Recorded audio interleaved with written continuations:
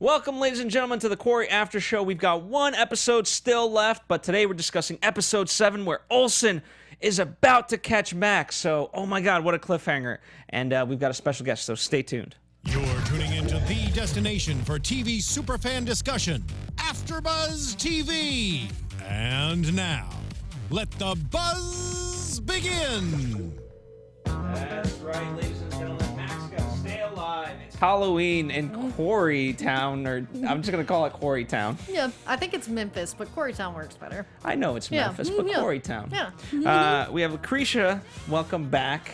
Hey guys, you can always find me at LACRETIALYON anywhere on the internet, since there is only one. And I'll be sure to get a lot of thoughts for you, because you, as of now, you're 100% not going to make the finale, correct? Yes, unfortunately. So this is the last time for this season that we get Lacretia, but we will have Courtney Henderson for the finale, so we do a little switcheroo there. But it is thanks to you that we have our special guest on the line, Mark, the character of Marcus, played by Joshua Williams III. Hello, sir. Hey, Joshua. Hi. Thank you for joining us. You had the pleasure of seeing last week's after show, correct? Yes, I have. Excellent. And what did you think? How would you rate us? I like you guys. I always like you guys. After every show, I mostly watch how people reviews about it. And all of them were positive. So right now, I'm just hoping for a season 2. That would be cool, you know. So yeah. Absolutely. Well, I think there's definitely, from what I'm reading, there's a lot of story still left to be told. There's so many questions, and so if this is it, I know a lot of people would be very upset. They want to see this continue on. So I think things are looking positive. But for definitely fans at home, show your support for the show. Obviously you guys watch it. You guys like it, but be vocal about it. I think it does help, even though perhaps you might not think it does. But Lacretia, overall, sort of thoughts on this episode. A lot happened.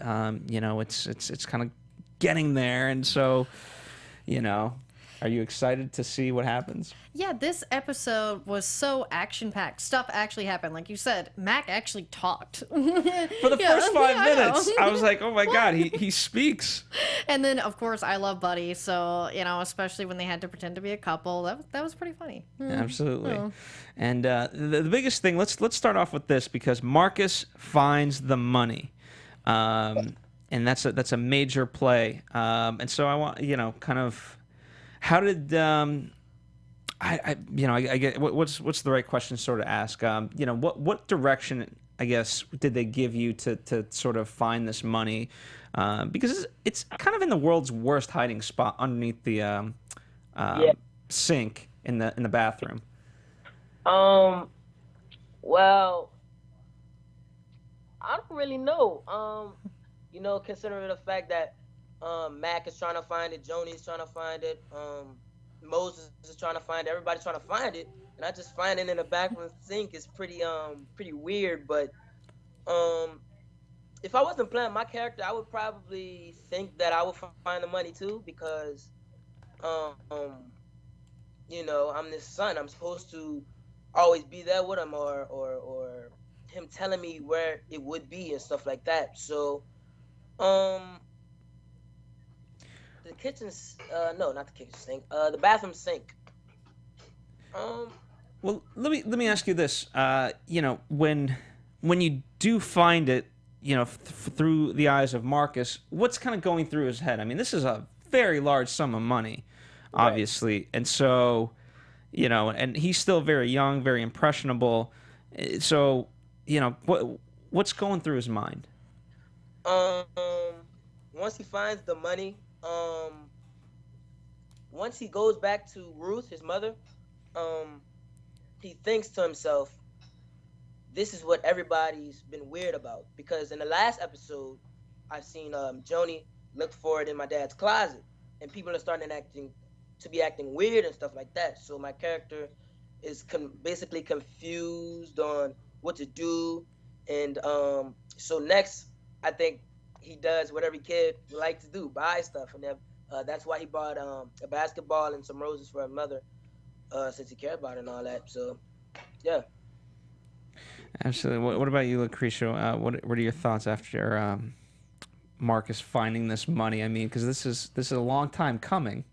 Yeah, and I had predicted that Marcus either knew or would find it because, he started to suspect some things, like with Joni, in the closet looking around, that he thought something was up. So either he already knew or was going to find it himself. But I really liked that he found it, and the first thing he did was buy his mom some flowers and a basketball. Like, that's what a kid would do. Yeah. Let me ask you guys both this. Is he eventually going to tell? Like, does he have intention of telling Ruth? Does he have any intention of telling Mac or even Moses? Or does he try to keep it secret? I don't even want to give out like. That's kind of spoiler Yeah. territory for you. What about you, Lacretia? Which direction do you think he's going to head in? I think that Marcus will actually tell his mom and probably Moses because he's developing this bond, but he may just sort of test his mom first and see, what she thinks about it because, I don't think she had any idea that all that money was there. And to me, Marcus, certainly buying the flowers for her, means that, he loves his mom and things like that. Would you do that, Joshua? If you found that kind of money, would you buy your mom some flowers? I would buy my mom something. Yeah, I would buy her some flowers, but I would buy a tree for me too, because I'm the one that found it, So yeah, without giving it away, if I wasn't Marcus and I was just like a viewer that's watching the show, I would think he's gonna tell his mother or probably Moses that. Mm-hmm. Yeah. Well, I think. Believe it or not, I actually think he would tell Moses over Ruth, simply because, I think he's trying to protect his mother, and, Ruth doesn't have the idea of who Arthur really was. I don't think she wants to know. And so, in some ways, I think Marcus, is trying to step up and be the man of the house. And if he were to tell her, I mean, that's a very large sum of money. That's going to open up so many questions for Ruth. Yeah. Something that Marcus probably doesn't want to do, and so he's going to confide in Moses. That's my prediction. Right. Yeah, I could see him asking, certainly maybe telling him just to sort of ask his opinion on where to go from there. Do I tell my mom? What is this about? Do you know? I mean, because, you find that large sum of money and know your mom doesn't know about it, you kind of think it's nefarious. Yeah. Yeah. I mean, when a house, you can sell a house for $8,000 and you have $30,000 in basically, like that's, that's I don't even know how to think in those terms. Yeah. And with Marcus, him finding just $30,000 just laying around in the the bathroom sink, it doesn't pretty make sense because he knows his mother is struggling. He knows that she doesn't have a backbone to depend on if like something goes wrong or anything. So just having $30,000 just laying around somewhere, that tricks his brain up a little bit. It makes him think about what's been going on in his life. So yeah. Yeah, and I think too, heading into the season finale, it's going to come full circle because episode 1. And, that was sort of the inciting incident that started all of this. And, I'm really, Mac couldn't protect Arthur. And, it ate away at him. And then when he couldn't protect Marcus on the bus scene, I think this could be like strike 3 in some sense. I'm worried something bad's going to happen, ultimately. Or maybe Mac, for once, can actually put a stop to something. I don't know. It's just the show has a habit of being very gruesome in a good way, but I get nervous when it comes to our people. Speaking of Moses, let's I know he didn't have a lot, but he did ask Ruth out on a date. And is this business or pleasure? Are we thinking, Lacretia? What do you think ultimately? I think it's a little bit of both because Moses, he really comes off as a smooth fella. I like his character. He's mysterious, so I can see certainly why Ruth would be attracted to him. But he's sort of developing this fatherly bond with Marcus, so I could see him going, and being actually interested in Ruth and wanting to help because he doesn't seem say is too far gone as someone like Mac or Buddy. You know, he's more, you know, in tune with what's going on as far as like trying to escape, because we don't really see him doing drugs, or, you know, what he does is music to escape. Yeah. Right. What do you think? I keep wanting to call you Marcus, but it's Joshua.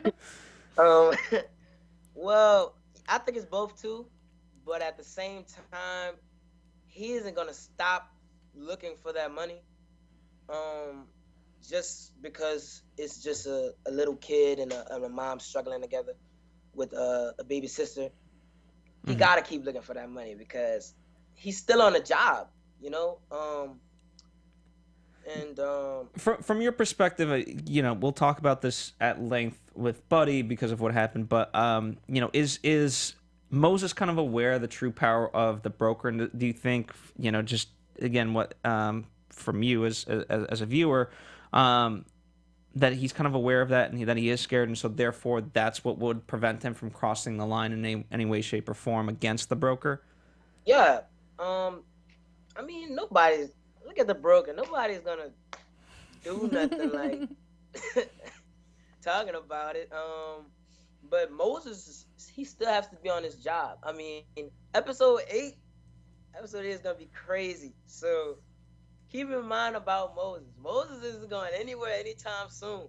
I mean, it's gonna be amazing. It's gonna be nice. Copy that. Okay. All right.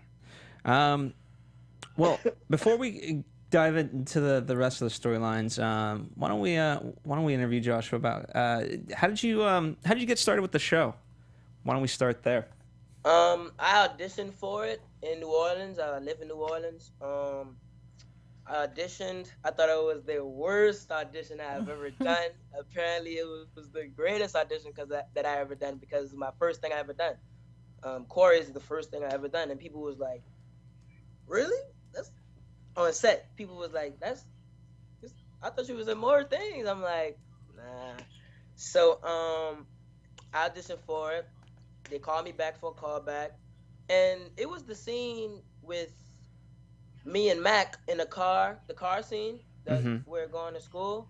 It was the scene that I had to do that on, and they liked me. So that's interesting because I mean that scene happens so deep into the season. So you know, it's just interesting to note that they had that already written when they're casting for, you know, a big role like that with you. It was supposed to be a hard scene because while we were driving the car, Logan was supposed to be smoking a cigarette, and the cigarette's supposed to be all in the air. And I thought they were gonna elaborate more on that because the script said that, but they didn't. So it was pretty easy.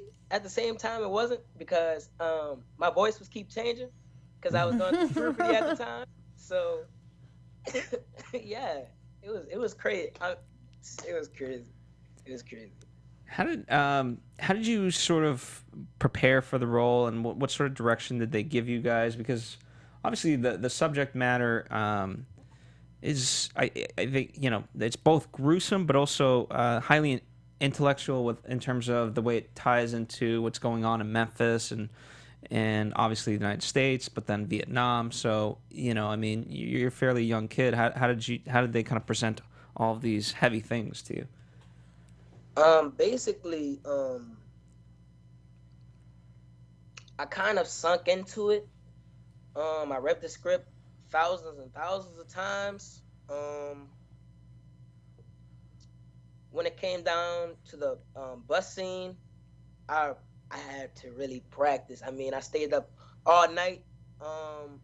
And considering the fact that it was down here, I got to, you know, it was right by my house, but I got to stay on it. I got to study my lines majority of the time, like 24/7. I mean, like, I really wanted to kill that, and that's what I did. Did you guys like the bus scene? Because I think I did a good job.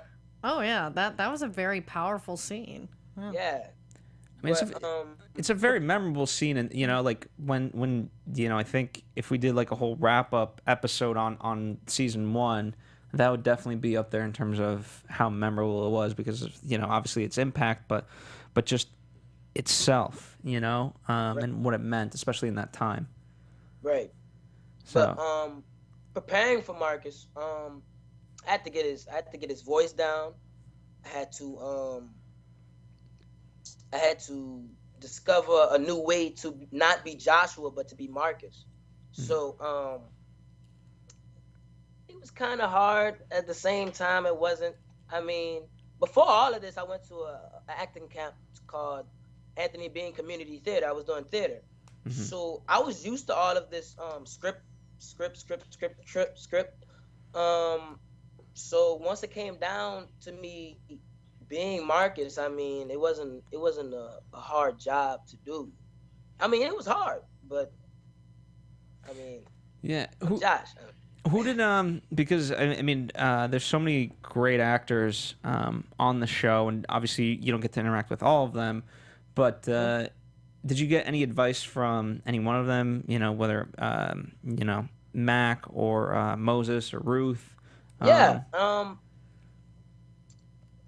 While we were doing the car scene with me and Logan, who plays Mac, we were discussing like just getting to know each other, exchange numbers. I'm talking to him almost every day. I'm trying not to be aggravated, but Logan and me, we really discussed on how we became ourselves as in acting terms. I discovered that his mom or dad, they were in theater as well, or something like that. I don't remember that much, but Logan and me, we really had a strong chemistry together. Who else? Ruth and Moses. I was with them majority of the time, so we got to talk about some things. We got to elaborate about some things, how we're gonna do this and we're gonna do that, and to remember this is real. So we have to be real. We have to. This is Moses. We have to, like, really become Moses, Marcus, and Ruth. Yeah. So yeah. Absolutely. What was speaking of Logan, who plays Mac? What's he like? I mean, does he talk a lot more than Mac himself? And if so, like, what's his actual demeanor? He's a nice guy, Logan is. I told him. I don't like to dance. I don't like to act. I like to dance. And he said, "Really? Show me what you got." I said, "Well, you see, what happened was," and then he was like, "Come on." So I just showed him this finger move thing, and then he got so out of control. He put it on his Instagram, and I was like, "Really?" So. We'll have to check that out. I'm like, we gotta find that on Instagram. It'll be funny. Yeah, he loves that. He said, "Keep on telling." I'm like, I don't have any more moves in me. I'm 14, so you got plenty of moves left. Yeah. Believe me. Ah, man. So you said you live in New Orleans. Did you grow up there as well? Yes. So that's great, especially being how closely aligned with, as far as music and certain histories with New Orleans versus Memphis. Did that help you really develop the Marcus character a little bit more? Yes and no. I got the accent down. Yeah. I got that accent down, but determining like just simple things like walking and itty bitty stuff like that. New Orleans. I love music, and this show has a lot of jazz music in it. I like the Al Green. I like all of it. So, it was off and on. Like, I can't say. Well, cool. Yeah, I know. I'm a big jazz music fan as well, and I'm from East Texas, so it's pretty close to, Louisiana and New Orleans. So I was very familiar with the music history, and while New Orleans is more jazz and Memphis is more blues, it's just really interesting how they can kind of intersect, and there's a lot of similarities there. Yeah, especially with the French quarters down here. Oh yeah. We had we had some people down here. It's just amazing, amazing. Absolutely. Now, before we kind of dive back into the episode, I'm curious. So obviously you're very familiar with the show. Are you allowed to watch the episodes? I mean, both in terms of nudity and all the subject matter. Seems like you're very well versed with it. I wasn't surprised. I was surprised at first. I didn't know they was gonna have a lot of, nudity and stuff like that of that nature. So, we didn't have do you guys know that we didn't have a premiere party? We did not. Oh. We didn't have a premiere party at all. We had a after party when we were all finished. So they had showed some clips about it, and Logan was by me. He said, "Hey, are you sure you're supposed to be watching this?" I'd say the same thing. I don't know. He said, "Of course, it's your show." But It's a good answer. I was. My mom was like, "Turn your head." And I was like, "No, it's my show. I'm supposed to be watching it with them." So yeah, I was new to it. Yeah. I mean, truthfully, there's times I've seen Lacretia and Courtney turn their heads. I've turned my head a few times too. I mean, there's definitely moments that I'm not even ready for. Oh, I love the violence. So. I like everything about this. It was amazing. Let me tell you. Well, indeed. So let's talk. Let's talk. Speaking of mixing business and pleasure, Olsen is hot. His newfound passion, thanks to the song lyrics. He's back on the trail, and I don't know. As the saying goes, bless his heart. He wants to tell the sister, like, hey, like it's so endearing in a way that he's trying to tell her of, hey, I've reopened up the case, and she's like, wait, so you're just using this to sleep with me to get the case? Like, this is just weird. And then she basically dumps him. Oh man, what a scene that was. I mean, Lacretia, since you're the only female on the panel by default, how would you, do you understand her reaction to it? Only because I've seen every romantic comedy ever where the same thing happened. Oh, it was just a bed, or oh, it was just for this. But, normally it turns out that may have been the way it started, how you met, but there's still that relationship there. And much like every romantic comedy ever, I feel that Sandy would take back Detective Olsen if he lives through this. Well, we'll find. I mean, the thing of it is, I do respect the fact that she did tell him, like, hey, you know what? You sort of took advantage of it. However, I also let you, so it's okay with that, but now it's time to end it. Yeah, she took responsibility, which I like, because a lot of people would sort of play the victim in that situation, but she's like, it's not like I didn't let you. Yeah. So I can appreciate that. Marcus, I keep calling you Marcus. Joshua, what did you think of this scene, or just their relationship in general? I think I thought it was gonna be progressing. I had no idea what was going on. I mean, like, I had certain scenes. I didn't know everything that was going on. I had certain scenes about it, so I never really what they was gonna do with Detective Olsen and the girl. And I mean, as a person that's watching it, I think their relationship was gonna go forever. I mean, like, they going on a sofa and everything. Like, oh, okay. So yeah. Non sequitur question: have you ever seen Cabaret? Who? The movie that she references in terms of that's her costume. No. I guess no. You're just like Olsen. You haven't seen the movie either. Somebody, I don't know. Well, it's based on a great Broadway musical, and the old version with Liza Minnelli is a pretty interesting watch. Yeah, that's part of what upset her. She's like, you haven't seen Cabaret? And he's like, no, but apparently it's the world's greatest movie because of how you're dressed. Oh, that was such a burn. Yeah. He was pretty harsh. He was pretty harsh about it. He said something about maybe he wasn't killed, maybe he was just stupid, something like that. I was like, oh. Yeah. Yeah, at the end, I don't think it was good for him to throw stuff back at her face. Yeah, exactly with that line. That was, you don't do that to someone. But we'll put a pin on Olsen because we'll definitely talk about him more when we talk about Mac.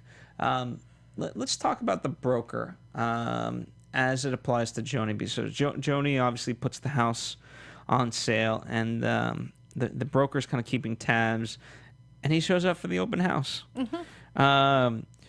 Wait, did I lose you guys? No, we're still here. We can still hear you. Oh, because I can't see my face. Oh, okay. I'm new to this. I'm sorry. All good. All good. You're doing just fine. Lacretia, I mean, in terms of the broker, is he just trying to figure out the headspace of Joni by being there? Because earlier, obviously, Mac was telling him that, she knows nothing. She knows nothing. And he, as the broker points out to Mac, this is like the third time you've said that, which obviously implies something. Yeah, thou doth protest too much. And, that's the thing, is the broker's a smart guy. Like I say, he's just a puppet master, and they're all just his puppets in this world.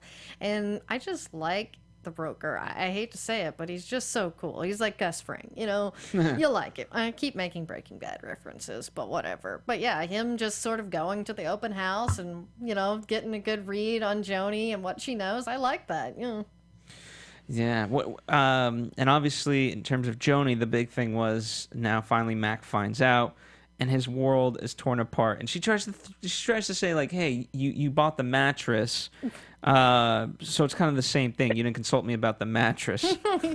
Obviously not the same thing. House, not the same thing. But how do we feel about Joni sort of, she does apologize, but obviously she's pushing the issue of getting this house sold. Do we agree with her? Or who do you side with, Mac or Joni? Honestly, I side with Joni because I don't really understand. I know, for once, I side with Joni over Mac. Crazy. I was like, ugh. But I have to say, like, she's just trying to be pragmatic here, and I get that he built that pool, and that matters to him, but as far as, like, the house itself, and then you still owe $12,000 to this broker.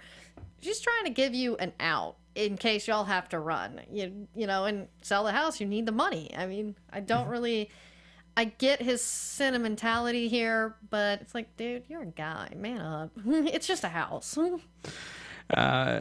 Joshua, what about you? I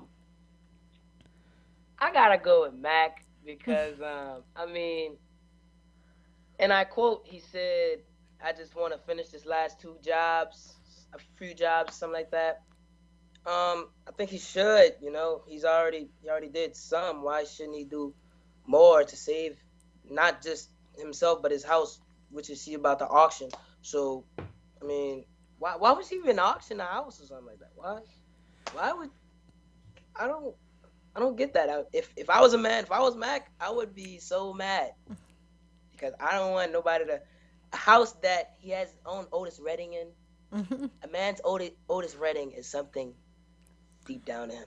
So, well, you can take that with him. I mean, I did think I do side more with Mac. However, I did feel that his reaction was a little bit childish when he's like, "Oh, this is what people do when they move. They pack things up." So he hasn't. He doesn't always quite have the best reactions, but understandably, I guess so. She tells him to go see the father. He does, and he's upset by it, and he thinks like buying the mattress is a nice surprise, and he finds out that the house is being sold. But here's the thing, like to your point, Joshua. He's got 2 more jobs left. When you look at it in terms of Buddy and whatnot, I don't think it's ever just 2 jobs. Yeah. You're in it for life at this point. And that's the thing, is Buddy even tried to have another solution, and the broker wouldn't let him. Like, I can be a gun dealer. Right. And it's like, nope, you're doing this for the rest of your life. And that's why he turns to drugs. Or like Mac, they're looking for this escape because they know this is it. Right. Yeah, unfortunately, I think it's one of those cliche things that death is the only way out. Yeah. Unfortunately, I don't think Buddy's gonna end well. taking those pills without, like his mama said, taking those pills without some food or drink or anything. I don't think he's gonna do good with that. Well, he's taking drink. Yeah. Just not the right kind. Just not the hydrated kind. Yeah. And obviously that's, the mother's upset with him, but Mac's upset with him very dearly. But even before that, so let's talk about the scene where he does present the broker, because I thought it was a nice enough scene. We've been speculating for a long time. How does Buddy get out of this? So he figures out how he can be still involved in the business tangentially. And yet the broker completely shuts him down. Like I thought it was a well done like the fact that he has a presentation, this whole diagram, and he flips the page and ta-da, it's him. Because even the broker says like, okay, you've presented the problem, now give me the solution. And I was really worried that Buddy perhaps wouldn't have the solution. But he does. I was so impressed with that. It was just like, especially for that time period, he had to work really hard on that. It's not like he can just whip up a PowerPoint like we can today. You're not going to Kinko's. Yeah, no. It's like he did that. He worked so hard, and that was the thing, is it was just soul crushing. So no wonder he's doing drugs after that. Yeah, and obviously because it represents like, okay, this was the rest of his life. He thought he had an out, and obviously he was just degraded. And basically told no. More than told no. Joshua, what do you think of Buddy? It's a loaded question, I know. The guy made his own book. He made his own plan. As he told his mother, he said he doesn't feel like doing what he does, and I guess he's tired. We don't know how old he is. Y'all know how old he is? No. Killing, and I would be tired too. I wouldn't want to do that, period. But Buddy's in a hard situation because he's been in the business for a very long time. Now the broker is trying to do the same thing with Mac. Mm-hmm.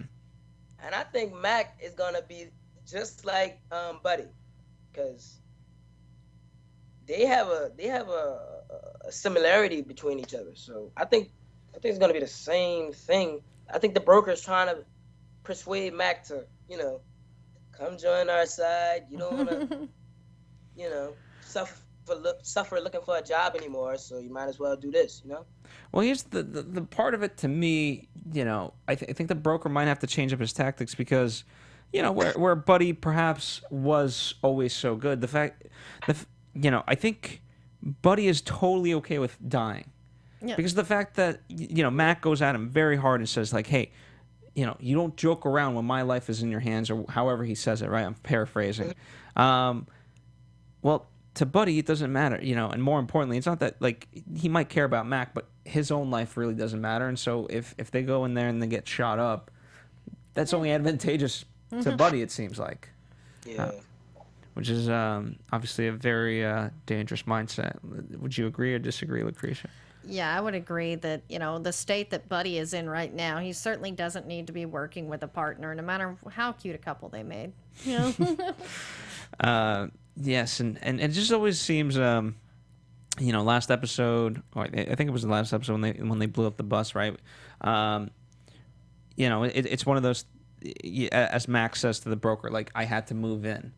And in this regard, like, the fact that they're staking out these guys, Credence, and just completely get, I don't, for lack of a better term, caught.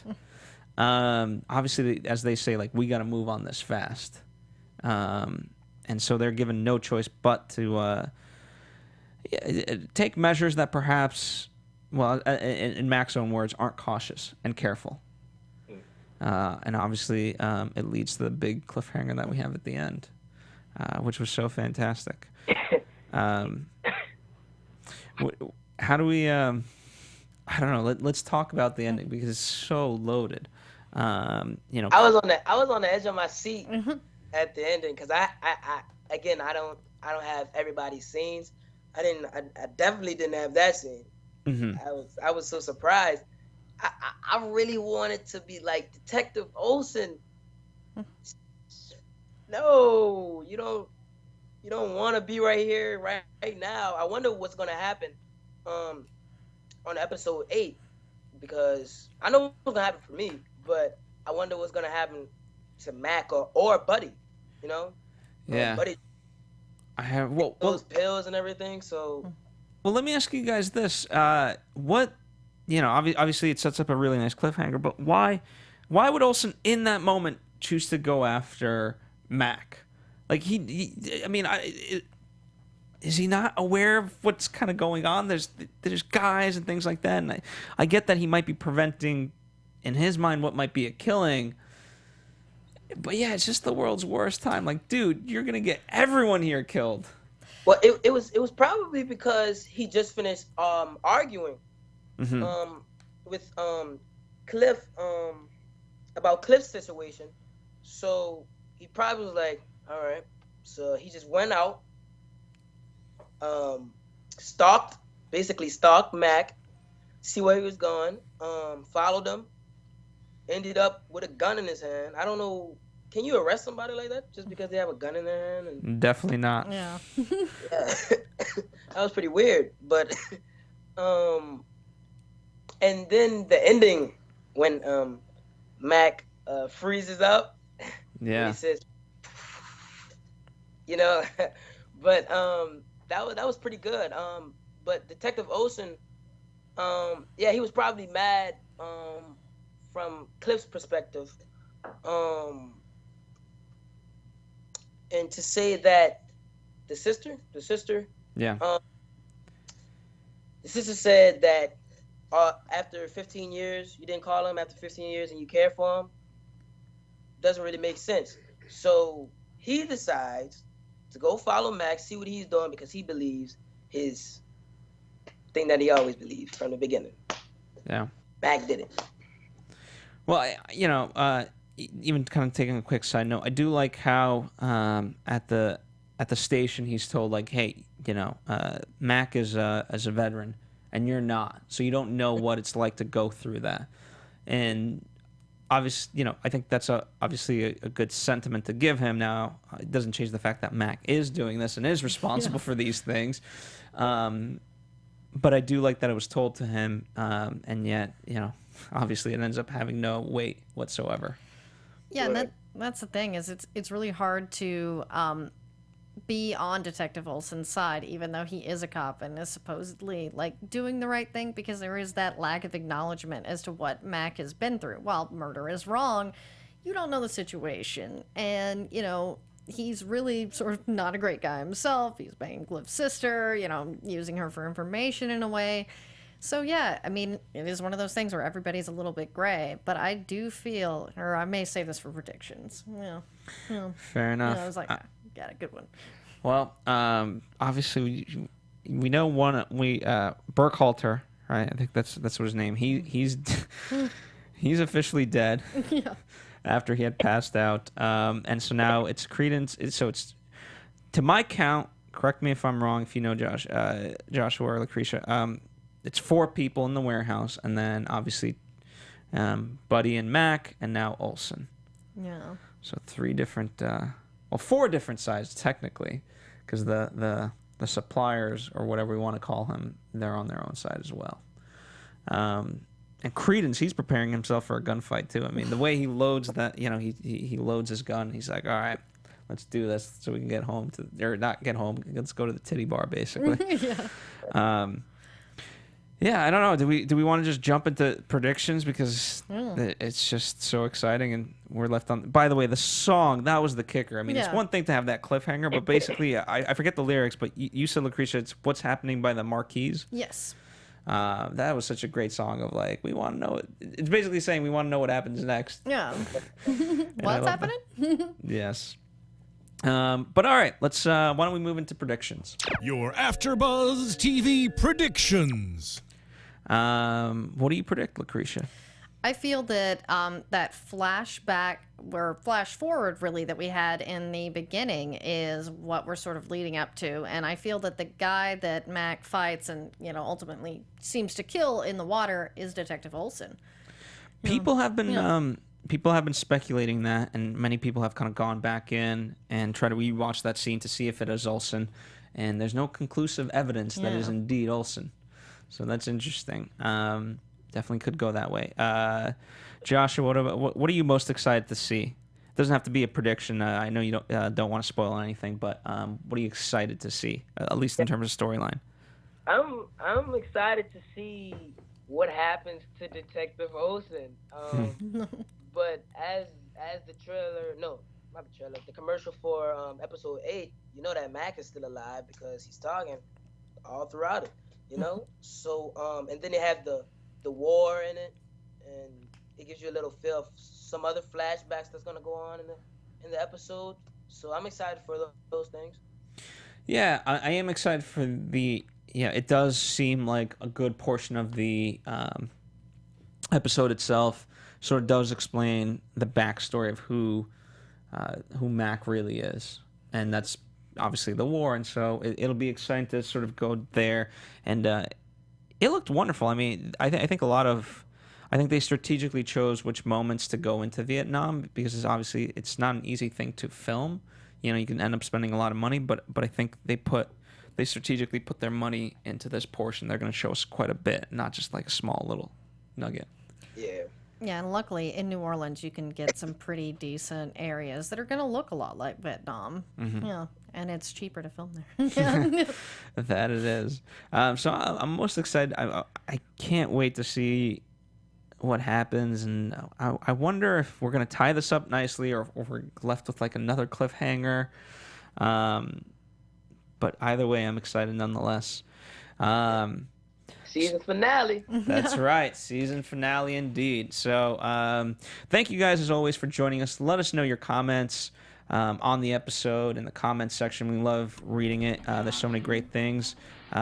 Joshua, where can people follow your budding new career as an actor? You can follow me on Twitter at JWilliams504 and my Instagram at RealJDub. J Williams 504, you said? Yes. Yeah, JWilliams504. Excellent. We'll definitely follow you, and we'll have to check out that dance posted by Logan on Instagram. So that'll be fun. If you haven't seen that, back. Yeah, check it out. Lacretia, where can people follow you? You guys can always find me at LACRETIALYON anywhere on the internet, since there is only one. There you go. And follow us here at AfterBuzz TV. This is, for Season 1, a goodbye, Lacretia. However, we've got Courtney coming back for next episode, so it's a little switcheroo, as mentioned. And I believe we should have, as of right now, I won't say who because scheduling always. I don't ever want to ruin the surprise, but I do believe we have a final special guest for episode 8. So very exciting. Hopefully it all works out. Nonetheless, it promises to be a very exciting episode, so I can't wait to talk about it with you guys, and I'm sure you guys can't wait to watch it. So until then, bye. From executive producers Maria Menounos, Kevin Undergaro, Phil Svitek, and the entire AfterBuzz TV staff, we would like to thank you for listening to the AfterBuzz TV network. To watch or listen to other after shows and post comments or questions, be sure to visit AfterBuzzTV.com. I'm Sir Richard Wentworth, and this has been a presentation of AfterBuzz TV. The views expressed herein are those of the hosts only and do not necessarily reflect the views of AfterBuzz TV or its owners or principals.